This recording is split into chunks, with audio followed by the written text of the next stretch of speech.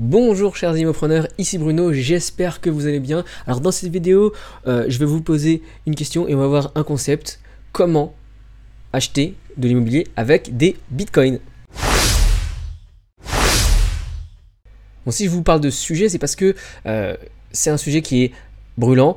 Les bitcoins, plus généralement la blockchain et tout ce qui est crypto-monnaie. Et eh bien au final, cette technologie, qu'on ne le veuille ou non, a de beaux jours devant elle. Et notamment avec des applications dans l'immobilier. Et c'est pour cela que je voulais vous parler un petit peu de ce sujet-là, parce que je sais que certains d'entre vous, certains entrepreneurs, certains membres d'Investimo Club sont également des investisseurs dans les différentes crypto-monnaies. Alors pourquoi ne pas mélanger les deux? Et surtout, si ce n'est pas encore votre cas, si vous n'êtes pas encore en possession d'une crypto-monnaie, eh bien je veux vous montrer que peut-être vous devriez vous y intéresser un petit peu pour ne pas laisser passer cette vague, même si ce n'est pas investir tout votre argent, d'ailleurs c'est pas ce que je vous recommande, mais de évaluer les potentialités de ce domaine.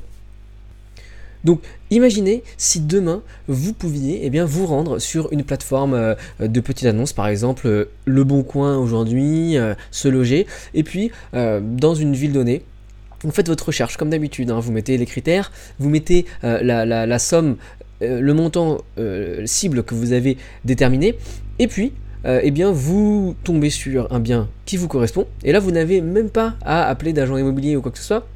Vous avez directement, en cliquant, une fiche détaillée entièrement sur le bien avec la date de construction, les différentes modifications qui ont été effectuées dedans, qui sont les derniers propriétaires, en fait même tous les propriétaires, à combien le bien s'est échangé dernièrement, peut-être il y a 5 ans, peut-être il y a 10 jours, et puis quel est l'état également du locataire qui est en place dedans.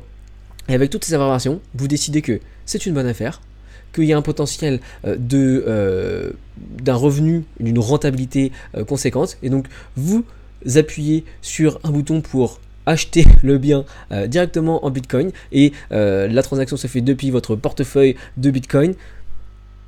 Quelques secondes plus tard, vous devenez propriétaire de cet appartement. Est-ce que vous avez imaginé comment ça serait l'immobilier et comment serait l'investissement immobilier demain si ça se passait comme ça? En fait, vous pouvez vous dire, c'est à peu près comme ça que ça se passe aujourd'hui sur le marché boursier en fait.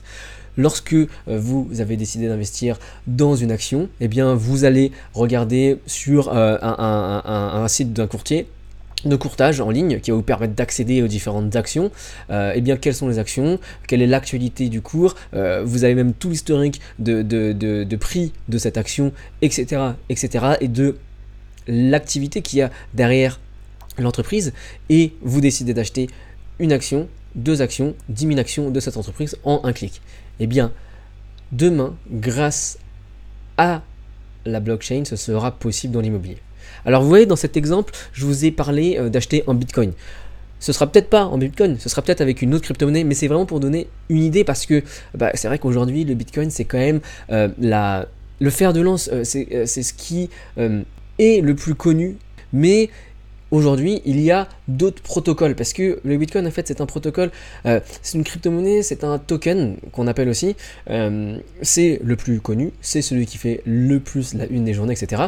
Il y en a un autre très connu également, qui s'appelle, le protocole c'est l'Ethereum, et la crypto-monnaie, le token qu'il y a derrière, c'est l'Ether. Alors je sais pas si vous avez déjà entendu, dites-moi dans les commentaires de la vidéo si c'est le cas, et toute cette transaction que je vous ai définie sur une plateforme de petites annonces, ça pourrait se faire avec un protocole Ethereum. Ou alors peut-être ce sera avec un autre type de token, de crypto-monnaie, comme c'est parfois appelé, malencontreusement, parce que ce n'est pas forcément des monnaies.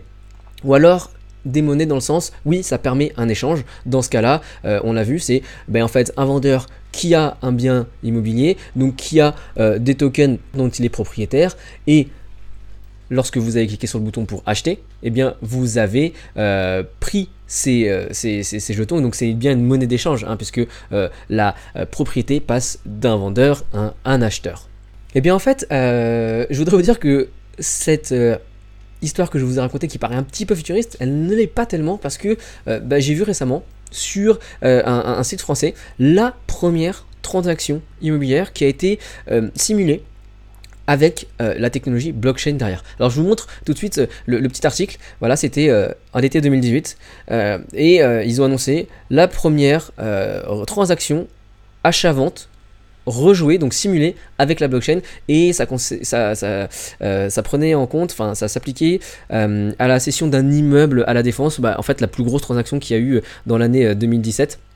Et eh bien cette transaction a été faite avec des techniciens, vraiment des gens qui sont dans la technique de la blockchain, et toute une ribambelle de professionnels de l'immobilier qui sont eh bien, inclus généralement dans une telle vente. Les notaires, les agents immobiliers, les différentes personnes qui font les analyses, etc., etc.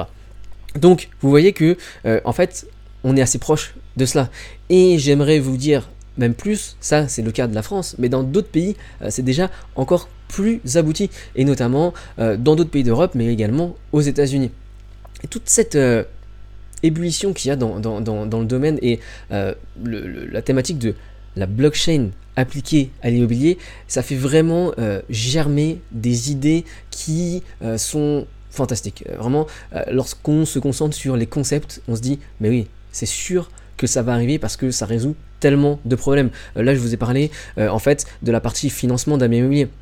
Mais derrière ça, en fait, il y a la partie également juridique. Le notaire, lorsqu'il fait sa transaction, et pourquoi on paye un notaire? Eh bien, finalement, c'est parce qu'il doit vérifier toute l'historique du bien et s'assurer que juridiquement, tout est carré. Il y a l'agent immobilier qui, lui, va également favoriser et fluidifier l'information qui va passer d'un vendeur à un autre.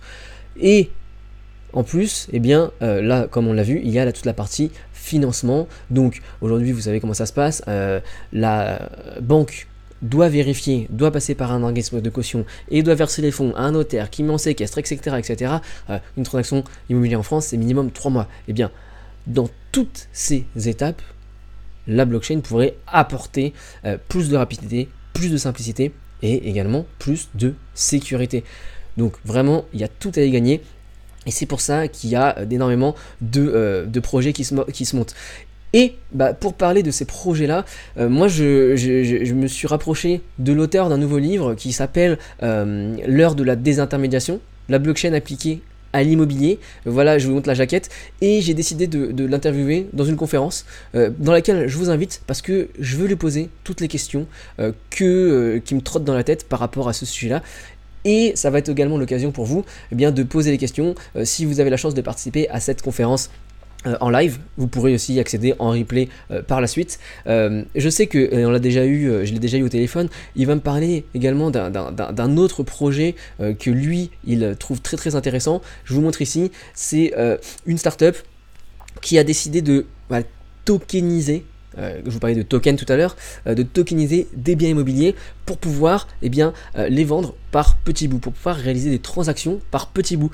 Vraiment, on se replace dans la métaphore là de une entreprise qui est découpée en actions. Sauf que, il l'explique dans son livre, qui est passionnant. Je vous invite vraiment à le lire, mais avant ça, je vous invite à la conférence, de découper un appartement en petits bouts qui seront des petits tokens, donc on peut appeler ça aussi des petits morceaux de crypto-monnaie.